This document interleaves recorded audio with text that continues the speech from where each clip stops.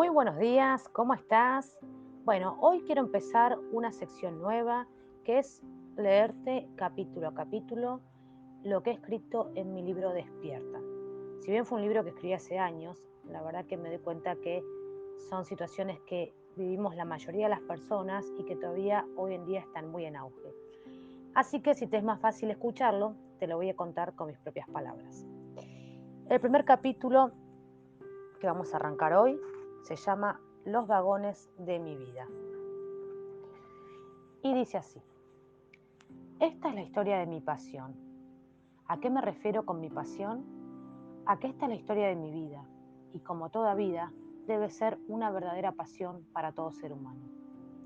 La narración de este primer capítulo la haré en tercera persona, ya que resulta así más fácil su interpretación.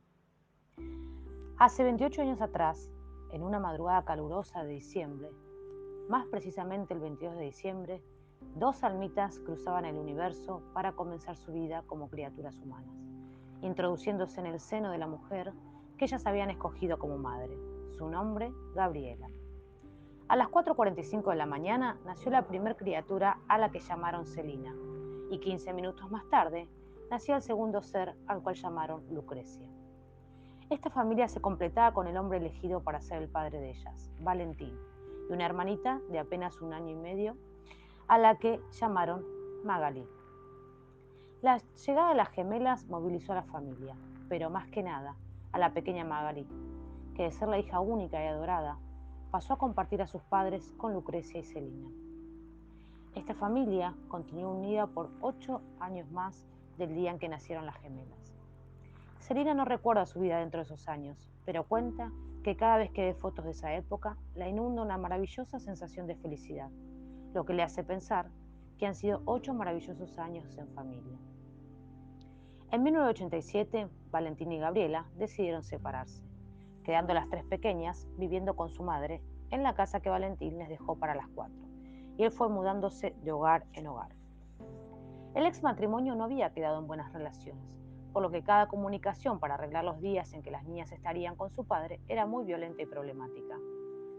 Jugando cada uno con el poder para tener a las niñas y no pudiéndose poner de acuerdo entre los mayores, intervino una jueza, quien determinó que los miércoles y fin de semana por medio las pequeñas estarían junto a su padre. Sin ellas terminar de entender qué llevó a sus padres al divorcio, y mucho menos entender todo lo que eso implicaba, eran pequeños testigos de la bronca que ellos se tenían cada vez que tocaba el famoso régimen de visita. Así fueron pasando los años, viviendo lo que era el ejercicio del poder, el más fuerte contra el más débil. Todo era complicación cuando llegaban esos días, pero la vida continuaba y ellas tres se unían cada vez más, formaban como un triángulo de protección. Valentín al tiempo comenzó una nueva relación con Vanina, una farmacéutica que trabajaba para él. Ella se llevaba muy bien con las tres pequeñas en un principio. Esa relación se consolidó aún más y decidieron vivir juntos, y así lo hicieron. Durante el 1990, las chicas que ya tenían 11 años, las gemelas, y 12, Magalí, reciben de su padre la noticia que tendrían un hermano varón al que llamaron Federico. Esta noticia no fue muy bien recibida en un principio, por lo que tardaron días en ir a conocer a su hermanito, pero una vez que lo vieron, lo amaron desde ese instante. Pocos meses después, otro acontecimiento se asomaba en la vida de estas pequeñas que ya eran casi adolescentes. Magalí, un día que se encontraba con sus hermanas en la casa del country donde Valentín había comprado años antes para que ellas tres tuvieran un lindo lugar para jugar, tener amigos, un lugar seguro para cuando tocaban los famosos régimen de visita, se dirigió al cuarto de las gemelas y les contó una situación que ella presenció en el cuarto de su madre, en la casa donde vivían. Magalí dio todos los detalles de lo que vio, y casi al instante las tres hermanas se encontraban frente a su padre, relatando lo visto por ellas. Eran muy chicas como para juzgar, como para entender algo, si ya venían sin entender nada desde los 8 y 9 años. El relato de Magalí fue usado como venganza personal entre los grandes. Ese domingo, ellas debían volver a la casa de su madre, quien todos los domingos que las tres regresaban, les preparaba su comida favorita de ese entonces: milanesas, papas fritas y Coca-Cola. Ese domingo nadie volvió. Valentín, en forma de protección, decidió no llevar a las nenas con su madre y mantenerlas incomunicadas. Nadie le comunicó a Gabriela que las chicas no volverían. El padre se llevó a las chicas a otro departamento, arregló todo con los abogados.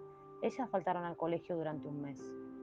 Gabriela las llamaba a su casa anterior, las buscaba por el colegio, no las encontraba. Nadie las llamaba, nadie le decía qué pasaba. Finalmente llamó a un abogado diciéndole que sus hijas no volverían con ella por un tiempo, que se quedarían con su padre y que comenzaría el juicio por la tenencia de las nenas. Ellas seguían incomunicadas de su madre y la extrañaban. No entendían tampoco qué pasaba, tanto movimiento por un relato. Un día fue un asistente social a ver a las nenas y a preguntarles cómo las trataba su madre. Y ellas, con toda la inocencia de esa edad, contestaban a todas las preguntas. Contaban que Gabriela las trataba muy bien, que siempre les hacía la mejor merienda y las mejores cenas, que revisaba su cuaderno rojo cada vez que llegaba del colegio, que las ayudaba con la tarea, y todas cosas de momentos y recuerdos lindos que ellas tenían en su cuerpo y en su memoria. La mujer se fue e inventó su propio expediente, donde puso que Gabriela no cuidaba a sus hijas, que hacía fiestas donde las hacía participar, que les pegaba. Eran todas mentiras. Lo que puede llegar a ser el dinero, ¿no? Pero Valentín contaba con el mejor abogado de esa época y arrasaron con Gabriela. Dejaron a 3 hijas sin su madre, lo cual no tenía ningún problema para hacerse cargo de ellas. Era una madre dedicada a sus hijas. Rompieron un lazo fortísimo entre ellas, además de destrozarle el corazón a Gabriela para toda la vida. También le quitaron la casa donde ella vivía con sus hijas que Valentín mantenía, pero al no estar las nenas, la dejaron en la calle. La historia continúa. Las nenas se quedaron viviendo con su padre, con Vanina y con su hermano Federico. Para ese entonces, las chicas comenzaban a pelearse hasta llegar a los golpes. Más que nada, Magalí y Celina. Lucrecia siempre fue la mediadora, la pacificadora. Peleaban por nada. En realidad su cuerpo manifestaba de esa manera lo que necesitaban descargar. Valentín viajaba mucho por su trabajo y las chicas quedaban bajo el cuidado de Vanina. Cada vez que Valentín salía de viaje, a ellas les inundaba el miedo. Vanina se transformaba frente a ellas, las retaba constantemente, no las dejaba salir. Las ha dejado sin comida por días. Las tenía amenazadas con contar cualquier cosa a nadie. Ellas le tenían terror. Jamás la habían maltratado, sin embargo ella las detestaba. El triángulo de protección seguía armado, pero ya no aguantaban tanto maltrato, tantas prohibiciones, tanto dolor sin ellas haber provocado nada. Ni su padre ni sus abuelos le creían. Ellos pensaban que las chicas inventaban las cosas porque era normal no aceptar a una mujer que no sea su madre. Por lo que ellas también cargaban con el dolor de la impotencia. Nadie podía salvarlas cuando Valentín viajaba, y a su madre no le habían contado nada por el miedo que le tenían a la mujer de su padre. Hasta que un día la justicia apareció del lado de las 3 princesitas. Valentín había adelantado su regreso, por lo que llegó días antes de lo esperado a la casa donde vivía él, con sus 4 hijos y su mujer. Al llegar sin avisar, se encontró con la realidad que en cada uno de sus viajes vivían sus hijas, en la que descreía por completo. Valentín cruzó la puerta de su casa y encontró a Celina sola, en un cuarto, comiendo unas galletitas y la otra la tenía en la mano. Al verlo entrar, ella se largó a llorar y lo abrazó. ¿Qué había pasado? Vanina había dejado a Celina sin comer por una semana, porque no había querido comer su comida quemada y desagradable. Vanina había ordenado a la señora de la limpieza y a la cocinera que controlaran toda la comida y que a Celina no le podían dar nada. Lo mismo le había ordenado a Magalí y a Lucrecia. Pero ellas dos, a escondidas, le llevaban pan a Celina, ya que mientras cenaban o almorzaban, Celina debía permanecer sola en el cuarto. Sus hermanas le dieron toda la plata que tenían y junto con su plata, Celina tenía bajo su cama una caja grande de pizza, un Nesquik, una leche y unas galletitas. Para todo eso alcanzó la plata y también le alcanzó a ella para alimentarse por 5 días. Aunque toda la pizza estaba fría y la leche caliente por no estar en la heladera, comió todo. En el 5.º día solo le quedaban las últimas 2 galletitas y aún faltaban un par de días para que Valentín regresara y ellas tampoco tenían más plata para comprar algo más. En ese momento es que llegó Valentín y la vio a Celina con sus últimas 2 galletitas. Luego del llanto, ella pudo contarle todo lo que pasó, como también contó que Vanina llenaba la heladera y la alacena del mismo día en que Valentín regresaba. Así creía que atendía bien a sus hijas. Valentín corroboró lo de la comida debajo de la cama y que no había mucho en la heladera ni en la alacena. Por lo tanto, tuvo que creerles por primera vez que Vanina era muy mala con ellas. En ese momento comenzó una discusión muy grande entre Valentín y Vanina, en la que ésta desmentía todo. Pero al fin, había justicia para las chicas. Pasó un tiempo y todos se mudaron a la casa del country que tenían para los fines de semana. Vanina seguía siendo mala con las chicas cuando Valentín no estaba. Finalmente se separaron, Vanina y Federico se fueron a vivir a Capital y Valentín se quedó con las 3 hijas en la casa del country. Fueron pasando los años, las chicas eran cada vez más grandes, vivían solas con su padre. Fueron criadas por él en esos años. Ellas preparaban la mesa, la cena. De a poco las cosas se acomodaban, pero las 3 siempre recordaban el amor que la madre les brindaba cuando vivían con ella, aunque nunca se quejaron de la crianza que Valentín les dio. Las ha criado muy bien, con mucha libertad y enseñándoles herramientas para que aprendan a enfrentar la vida. Él pasó a ser el que compraba las toallitas femeninas, el que las llevaba al médico, él ocupaba el rol de madre y de padre al mismo tiempo. A los 13 años, Magalí comenzó con acné, con bastante acné en la cara, que le duró por años. A los 17 años, Celina comenzó a hacerse pis en la cama, mientras dormía por las noches, o en la cama de la casa de sus amigas. A la misma edad, Lucrecia entraba en una enfermedad que la mantuvo por años. ¿Esto no era una señal de tantas cosas vividas que las 3 llevaban dentro? El cuerpo expresaba en cada una, y de maneras distintas, emociones que las 3 guardaban en su ser. Magalí vivió muchos años con su acné, comiendo milanesa de soja, ensaladas, privándose de comidas exquisitas para no engordar, pero por las noches bajaba a la cocina a devorar lo que encontraba. El tema estético a ella la marcó bastante, pero más aún, la lastimó. Se sentía gorda, fea, salía a bailar y si alguien le decía gorda, ella volvía a su casa llorando. Entre todas estas sensaciones, ella se metía cada vez más adentro. Se le hacía muy difícil hablar sin llanto de por medio, y así vivió hasta los 21 años. Se sentía marchitada por dentro, se encerraba siempre en su cuarto y allí se quedaba sola con su dolor. Lucrecia era la que más se acercaba a ella, cuando ésta lo permitía. Vivió muy triste esta etapa. Ella era feliz ante sus amigas, daba todo y hacía todo por ellas, pero era lo contrario para con su familia. Celina curó su pis encima al pasar unos años y con un psiquiatra quien le manifestó los motivos de estas reacciones. Una marca muy fuerte a los 8 años, la separación de sus padres, y otra a los 15 años, su primer amor. Después casi fueron ínfimas las veces que su cuerpo necesitaba expulsar de alguna manera su sentir. Lucrecia permaneció en su enfermedad durante unos 6 o 7 años. Se le había invertido el espejo tanto interno como externo. Ella fue violada por la bulimia y la anorexia. Esta enfermedad la devastó por completo. Siempre luchaba para salir y curarse, pero cuando se sentía mal, estaba triste o guardaba penas en su ser, llegaba al baño y se autoflagelaba. Se lastimaba sin límites contra ella misma, dándole la victoria a esa maldita enfermedad.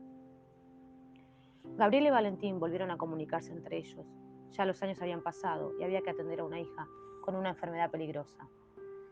Lucrecia pasó por muchos cuerpos médicos, hospitales de día, debió dejar la facultad, en fin, la enfermedad avanzaba en su batalla.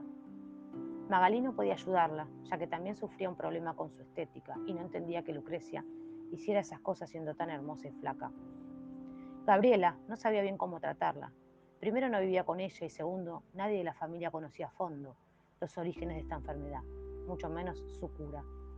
Valentín tampoco podía entender que su hija se lastimara de tal manera y sea tan injusta consigo mismo. Federico era solo un pequeño.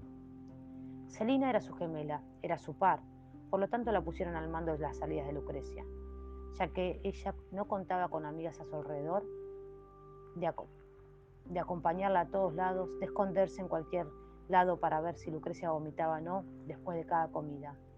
A Celina le llegaban las preguntas que eran en realidad para Lucrecia, pero era más fácil por el costado de la realidad en vez de enfrentar la verdad. Entre todo esto, llegaron 2 integrantes más a la familia, Sofía y Juan Ignacio. Valentina había vuelto a formar otra pareja. Esta se consolidó muy bien y al tiempo empezaron a construir una casa nueva para vivir todos juntos. Sofía se llevaba de manera excelente con las chicas y ellas con Sofía. Se volvía a formar una familia, esas familias modernas, los tuyos más los míos, igual los nuestros. Al tiempo se casaron y sellaron su unión para siempre. Sofía ayudó mucho en la enfermedad de Lucrecia. Celina solo no podía llegar a escuchar a su hermana lastimarse detrás de la puerta de un baño, pero no contaba siempre con la fortaleza de cruzarla y enfrentar ese cuadro. Ese lugar lo ocupaba Sofía. La abrazaba a Lucrecia, la contenía, la tranquilizaba, mientras Selina lloraba a escondidas en el cuarto más próximo del baño. Selina intentó ayudar a Lucrecia y tratarla como alguien normal, pero llegó un momento en que la situación la superó y dejó de ocuparse como antes lo hacía. Una noche, un llamado despertó a toda la familia.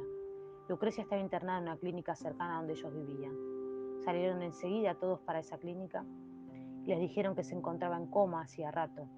En ese momento la pasaron en camilla delante de toda la familia con un tubo de oxígeno, sin ropa abajo y llena de moretones. Selina se quedó a su lado en una cama continua durante toda la noche, mirándola y pidiéndole a Dios que la curara por completo. Era muy joven para irse y aún le faltaban muchos momentos de felicidad por vivir.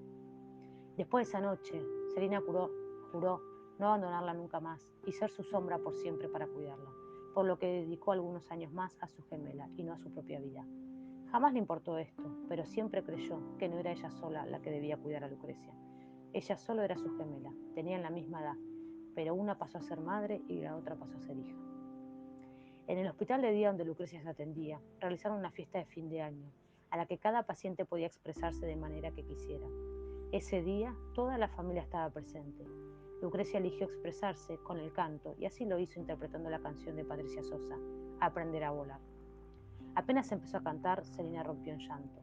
Lucrecia estaba casi curada y cantaba una canción que reflejaba su fuerza y lo que vivió y quería vivir durante y después de su enfermedad. Ese día Selina lo declaró como el día en que Lucrecia se sanó. Antes de la curación total de Lucrecia, Selina comenzó a estudiar muchos temas como para ayudarla a su hermana.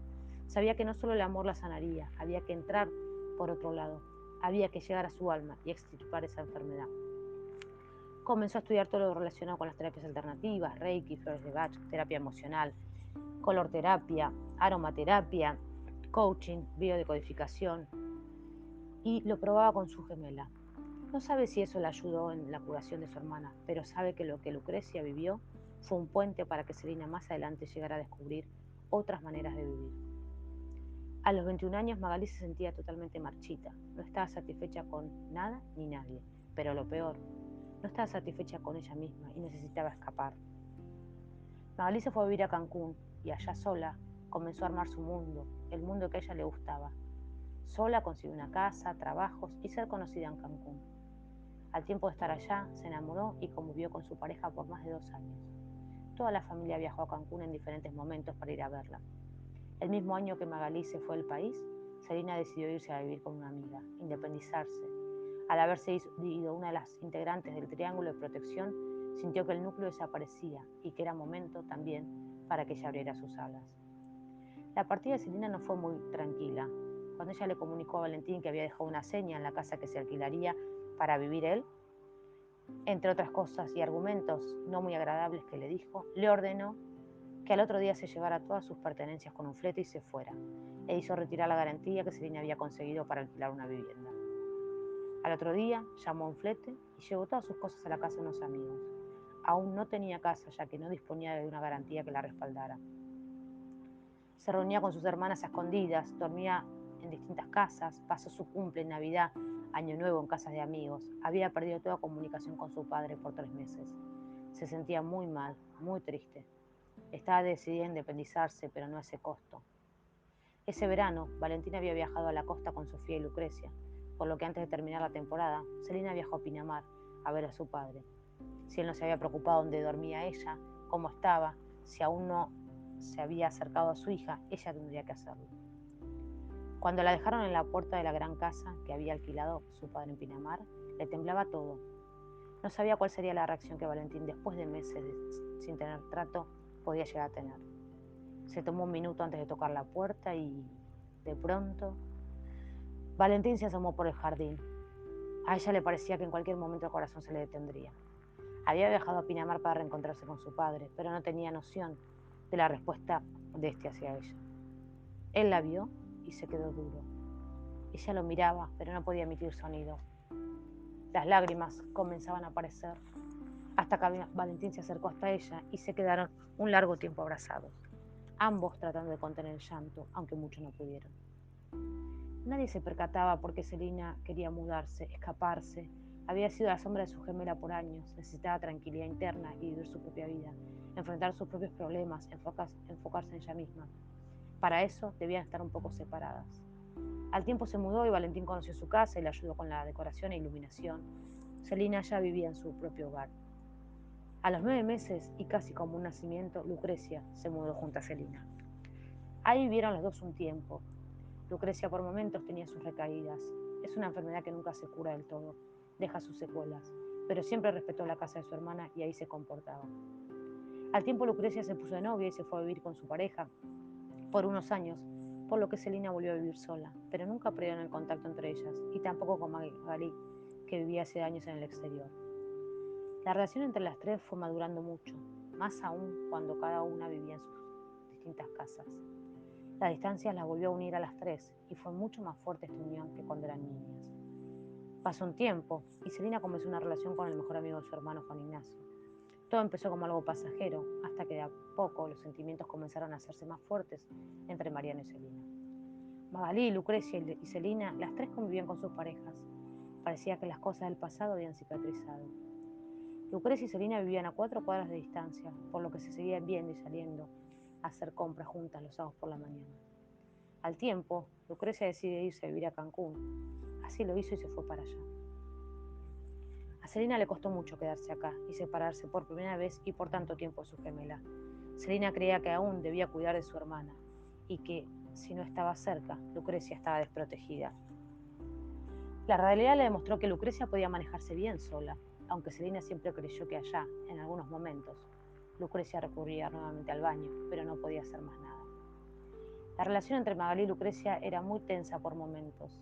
Allí no estaban tan unidas. ¿Y a quién recurría cada una cuando algo pasaba con la otra? A Celina. Mientras tanto, Celina seguía ocupando transitoriamente el lugar de hija única, ya que sus hermanas continuaban viviendo en México. Muchas cosas la golpearon el último año de su oxidación. Sola, sin sus hermanas a su lado, acompañó a su padre durante los últimos meses de vida de su abuelo, que murió de cáncer. Y en menos de un año también partía su abuela, que se la llevó a la tristeza. En ese mismo año, Celina transitaba su separación y el regreso a la casa de su padre. Todas estas emociones vividas en soledad que Celina reprimía dentro de su ser comenzaron a abrirle paso al proceso que cambiaría su vida completamente. En cierto modo, Celina ocupó el lugar de ser el núcleo de la familia. Cualquier cosa que se quería saber de algún integrante de la familia, recurrían a ella. Cualquier trámite, cualquier situación, cualquier cosa que necesitaran los demás, todo parecía recaer en Celina. ¿Y a ella quién la contenía? ¿Quién le preguntaba, ¿cómo estás vos? ¿Te sentís bien? ¿Sos feliz? Nadie. Todos prefirieron creer por conveniencia o comodidad que Celina era una supermujer, un muro de fortalezas donde todos podían caer con sus problemas y ella los sostendría, cuando en realidad ocultaba una gran fragilidad que escondió detrás de muchas murallas de hierro para que nadie la lastimara. El único que creyó y llegó a la esencia de Celina fue Mariano. Durante su noviazgo y convivencia se tomó el trabajo de conocerla, de sostenerla y de acompañarla. Escuchó y compartió a su lado todas las cosas que llegaron a marchitarla. Llegó a descubrirla y a desnudarla por completo. Y aquí termina el capítulo 1. Te espero en el capítulo número 2. Gracias.